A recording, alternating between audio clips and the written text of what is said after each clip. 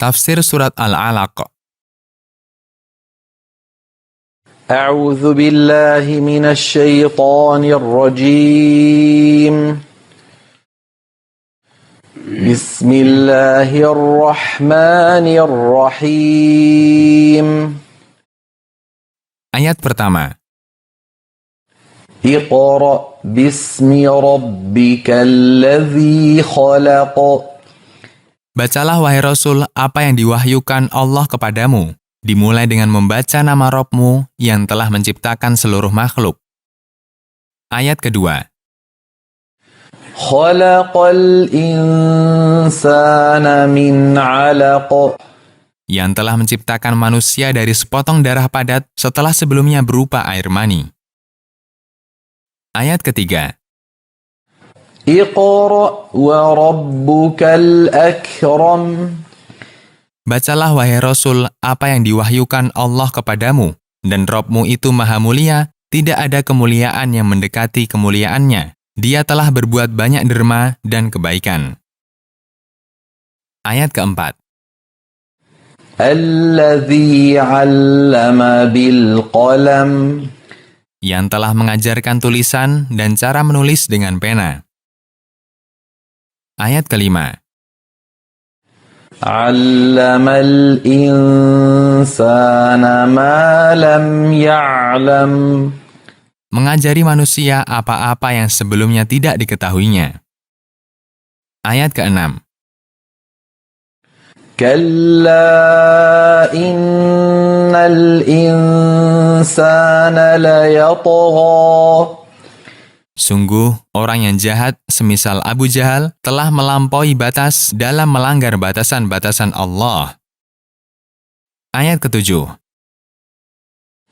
أن رآه استغنى Karena ia melihat dirinya telah merasa cukup dengan martabat dan harta yang dimilikinya. Ayat ke-8.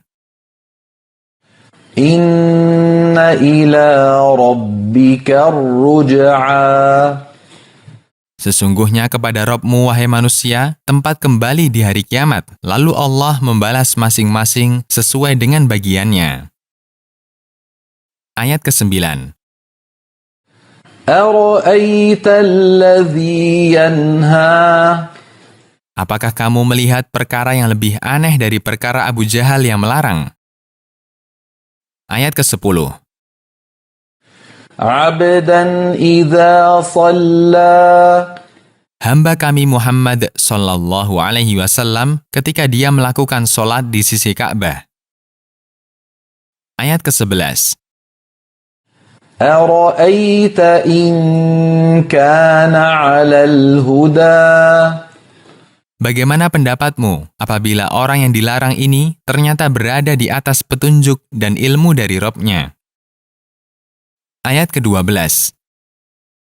أو أمر بالتقوى Atau dia memerintahkan manusia untuk bertakwa kepada Allah dengan menjalankan segala perintahnya dan menjauhi segala larangannya. Apakah orang yang seperti ini harus dilarang? Ayat ke-13. أرأيت إن كذب وتولى Bagaimana pendapatmu apabila orang yang melarang ini ternyata mendustakan apa yang dibawa oleh Rasul dan berpaling darinya? Tidakkah ia takut kepada Allah? Ayat ke-14. ألم يعلم بأن الله يرى Tidakkah orang yang melarang seorang hamba dari salat ini tahu bahwa Allah mengetahui perbuatannya? Tidak ada sedikit pun yang tersembunyi darinya. Ayat ke-15. كلا لئن لم ينته لنسفعا بالناصية Perkaranya tidak seperti apa yang dibayangkan oleh orang bodoh ini. Jika ia tidak berhenti menyakiti hambaku dan mendustakannya, niscaya kami seret ubun-ubun kepalanya dengan paksa menuju neraka. Ayat ke-16.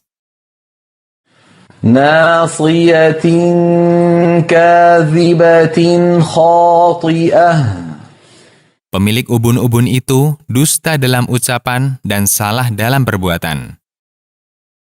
Ayat ke-17. فليدع ناديه. Tatkala kami tarik ubun-ubun kepalanya menuju neraka, silahkan ia memanggil teman-temannya dan anggota kelompoknya. Mintalah pertolongan kepada mereka untuk menyelamatkannya dari siksa. Ayat ke-18. سندع الزبانية. Kami akan memanggil malaikat penjaga neraka jahanam yang kasar, yang tidak pernah mendurhakai perintah Allah terhadap mereka dan selalu mengerjakan apa yang diperintahkan kepada mereka. Lalu hendaknya ia melihat mana dari kedua golongan ini yang lebih kuat dan lebih kuasa. Ayat ke-19. كلا لا تطعه واسجد واقترب. Perkaranya tidak sebagaimana yang dikira oleh orang yang zalim ini, bahwa ia bisa menimpakan keburukan kepadamu. Maka janganlah engkau menaati perintah ataupun larangannya. Bersujudlah kepada Allah dan mendekatlah kepadanya dengan ketaatan. Sesungguhnya ketaatan itu mendekatkanmu kepadanya.